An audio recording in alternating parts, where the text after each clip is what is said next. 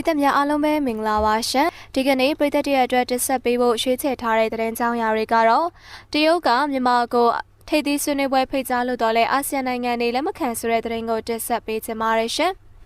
်မြန်မာအာဏာသိမ်းစစ်ကောင်ဆောင်တရုတ်သမ္မတကလာမယ့်အပတ်မှာကျင်းပမယ့်ထိပ်သီးဆွေးနွေးပွဲကိုဖိတ်ကြားဖို့အတွက်အထူးတန်တမန်စူးစမ်းခဲ့တော်လဲကျင်းပနေတဲ့တုံ့ပြန်မှုတွေနဲ့ရှင်းဆိုင်ခဲ့ရသောကြောင့်တန်တမန်ရှင်မြစ်တွေကိုကိုးကားပြီးတော့ရိုက်တာသတင်းတစ်ပုဒ်ကစတာရင်းနေမှာဖော်ပြထားပါတယ်အရှိတာရှနိုင်ငံများအသင်းအာဆီယံအဖွဲ့ဝင်10နိုင်ငံအနက်မြန်မာနိုင်ငံကဖေဖော်ဝါရီလ10ရက်နေ့မှာဆီယနာသိမ်းမှုကြောင့်မိမောင်းထိုးခံနေရပါတယ်ထိုဆီယနာသိမ်းမှုမှာလည်းနိုဘယ်ဆုရှင်ဒေါ်ဆန်းစုကြည်ရဲ့ရွေးကောက်ခံအစိုးရကိုစစ်တပ်ကဖြုတ်ချလိုက်သောကြောင့်တနိုင်ငံလုံးသွေးစွန်းနေပြီးတော့ဖျို့ဖျက်ဖြစ်နေပါတယ်ဒီမိုကရေစီကိုဖိနှိပ်မှုပြန်လည်ဖြစ်ပေါ်လာသောကြောင့်မြန်မာနိုင်ငံအကြက်တဲနဲ့ကြုံတွေ့နေရတဲ့အာဆီယံအဖွဲ့ဝင်နိုင်ငံတွေကလည်းအာဏာသိမ်းဗိုလ်ချုပ်များအာဆီယံအစည်းအဝေးတွေမှာဖဲထုတ်ထားဖို့အတွက်ကိုလည်းဖိအားပေးနေကြပါတယ်လွန်ခဲ့တဲ့လကချမှတ်လိုက်တဲ့အာဆီယံမှာလည်းတစ်ခါမှကိုမချမှတ်ဘူးတဲ့ဆုံးဖြတ်ချက်မှာလည်းအာဆီယံခေါင်းဆောင်တွေမြန်မာစစ်ကောင်စီခေါင်းဆောင်မြောက်လှိုင်ကအာဆီယံအထူးတန်တမန်တော်ဆန်းစုကြည်အပါအဝင်ဖြုတ်ချခံလွှတ်တော်ကိုယ်စားလှယ်တွေနဲ့တွေ့ခွင့်ပေးဖို့အတွက်ခရီးမလိုက်နာတော့ကြောင့်အာဆီယံထိပ်သီးဆွေးနွေးပွဲကိုတရားခွင့်တော့မပေးပေသူရဲ့အစားနိုင်ငံရှိနယ်ပယ်ကမဟုတ်တဲ့သူတဦးကိုတရားခွင့်ပေးတဲ့ကြောင်းအာဆီယံခေါင်းဆောင်တွေကပြောပါရယ်နောက်ဆုံးမှာထိုအစည်းအဝေးကိုမြန်မာနိုင်ငံကမတရားတော့ပေအင်ဒိုနီးရှားဘရူနိုင်းမလေးရှားစင်ကာပူတို့ကနိုဝင်ဘာလ22ရက်နေ့တရုတ်သမ္မတရှီကျင်းဖျင်ကအင်ရှင်ဖြစ်တဲ့ကျင်းပတဲ့တရုတ်အာဆီယံထိပ်သီးဆွေးနွေးပွဲကိုမြန်မာအာဏာသိမ်းစစ်ကောင်ဆောင်ကိုတက်ခွင့်မပေးလို့ကြောင်းတန်တမန်နဲ့နိုင်ငံရေးသတင်းရှင်မြစ်လေးခုကိုကိုးကားပြီးရိုက်တာသတင်းကရှင်းသားထားပါရယ်မလေးရှားအင်ဒိုနီးရှားစင်ကာပူဘရူနိုင်းကအာဆီယံထိပ်သီးဆွေးနွေးပွဲတော့ကသဘောထားအတိုင်းပဲလို့အမည်မဖော်လိုတဲ့အာဆီယံနိုင်ငံတစ်ခုကအစိုးရသတင်းရှင်မြစ်တစ်ခုကပြောကြောင်းသိရပါတယ်ထို့သဘောထားကလည်းနိုင်ငံရေးအရာကိုစားမပြုသူသာတရားခွင့်ပေးလည်းဖြစ်ပါတယ်အင်ဒိုနီးရှားနိုင်ငံသားဝန်ကြီးပြောခွင့်ရကလည်းအော်တိုဘာလထိပ်သီးဆွေးနွေးပွဲမှာအာဆီယံခေါင်းဆောင်များဉာဏ်ပညာရှိမှုအတိုင်းနိုင်ငံရေးနဲ့မသက်ဆိုင်တဲ့သူကိုသာဖိတ်ကြားဖို့အတွက်မတုံ့ဆိုင်းသောရည်တည်ချက်ကိုအတည်ပြုခဲ့ပါတယ်အင်ဒိုနီးရှားနိုင်ငံမြန်မာကိုဝေဖန်တဲ့အာဆီယံနိုင်ငံများအပြင်းထန်ဆုံးဖြစ်ပြီးတော့အင်ဒိုနီးရှားနိုင်ငံသားဝန်ကြီးရက်နိုမာဆူရီကမြန်မာနိုင်ငံမှာဒီမိုကရေစီပြန်လည်ထိန်းသိမ်းပြီးတော့နိုင်ငံရှိအရာကိုစားပြုမှုပြန်သိမ်းပြင်ကြောင်းကိုလည်းပြောပါရယ်မလေးရှားနိုင်ငံသားဝန်ကြီးဌာနကတစုံတရာဝေဖန်ပြောကြားခြင်းတော့မရှိပဲ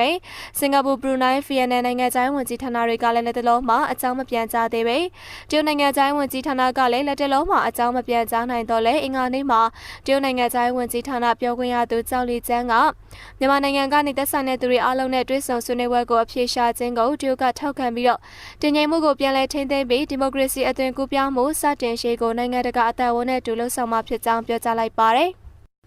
်တရုတ်နိုင်ငံရှိအာရှရှိရာအထူးတန်တမန်ဆွန်ကော့ရှန်ကလည်းလွန်ခဲ့တဲ့အပတ်ကစင်ကာပူနဲ့ဘရူနိုင်းနိုင်ငံတွေကိုတက်ရောက်ခဲ့တော့လဲမြန်မာအာဏာသိမ်းခေါင်းဆောင်များကိုမကြာမီမှာကျင်းပမယ်ဗီဒီယိုထိပ်သီးဆွေးနွေးပွဲတက်ခွင့်မပေးတဲ့ကြောင်းပြောကြားခဲ့ခြင်းကိုလည်းတရုတ်နိုင်ငံများရဲ့အားထုတ်မှုကိုသိရှိရတဲ့ဒေသအတွင်းတန်တမန်များပြောကြားကြောင်းကိုလည်းသတင်းကဆိုပါတယ်အာဆီယံစံကျင်မှုတွေကိုရှင်းဆိုင်နေရတဲ့ဆွန်ကတရုတ်နိုင်ငံကအာဆီယံရည်တည်ချက်တွေကိုလက်ခံလိုက်ကြောင်းလွန်ခဲ့တဲ့ရက်သက်တစ်ပတ်က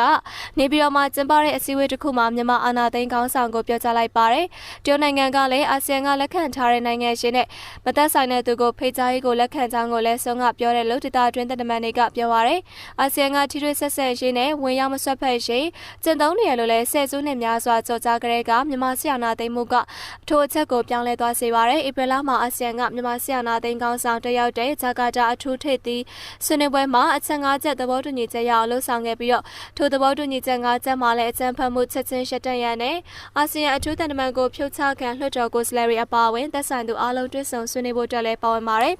်မြန်မာစစ်ကောင်စီကထိုချက်တွေကိုလိုက်နာခြင်းမရှိဘဲနဲ့၎င်းတို့အစီအစဉ်တန်းရွေးကောက်ပွဲကျင်းပမှာဖြစ်ကြောင်းပြောပါရယ်သို့တော်လည်းမြန်မာစစ်ကောင်စီကောင်းဆောင်ကလာမယ့်ထိပ်သီးအစည်းအဝေးမှာတရားခွင့်ရကောင်းရှာနိုင်ပါတယ်ယခုနှစ်မှာကလည်းမြန်မာနိုင်ငံကအာဆီယံနဲ့တရုတ်ကြားမှာညှိနှိုင်းပေးရတယ်နိုင်ငံအလှည့်ကျနေတဲ့အတွက်ကြောင့်အာဆီယံနဲ့တရုတ်ကြားမှာအဆင်ပြေအောင်လုပ်ပေးရတဲ့နိုင်ငံလည်းဖြစ်ပါတယ်ထုံးစံအဖြစ်ကတော့ညှိနှိုင်းပေးရတဲ့နိုင်ငံကဗီဒီယိုချိတ်ဆက်ကအစအရာရာစီစဉ်ပေးရလို့လည်းသတင်းရှင်မြစ်တစ်ခုကပြောပါရယ်အာဆီယံနိုင်ငံများကန့်ကွက်စေကမူမြန်မာကတော့ထိုကဏ္ဍကိုအသုံးချပြီးတော့အာဏာသိမ်းစစ်ကောင်ဆောင်ကိုထိပ်သီးဆွေးနွေးပွဲတက်ရောက်ဆင်နိုင်တယ်လို့ထိုသတင်းရှင်မြစ်ကပြောကြားခဲ့တာလည်းဖြစ်ပါတယ်ရှင်။ဟုတ်ကဲ့ပါရှင်ပရိသတ်တွေအတွက်ဒီကနေ့တက်ဆက်ပေးခဲ့ရတဲ့သတင်းကြောင်းရာတွေကတော့ဒီလောက်ပါပဲနောက်ထပ်လည်းတက်ဆက်ပေးဖို့ရှိသေးတာကြောင့်မလို့ကျမတို့ရဲ့ channel လေးကို subscribe ပြုလုပ်ပြီးတော့အဆောင်မြောက်ကြည့်ရှုအားပေးနားဆင်လို့ရပါပြီရှင်။နားဆင်အားပေးကြတဲ့ပရိသတ်များအားလုံးကိုလည်းကျေးဇူးအထူးပဲတင်ရှိပါရစေပရိသတ်များအားလုံးလည်းကိုယ်စိတ်နှပြရှင်းလင်းချမ်းမြေ့ကြပါစေရှင်။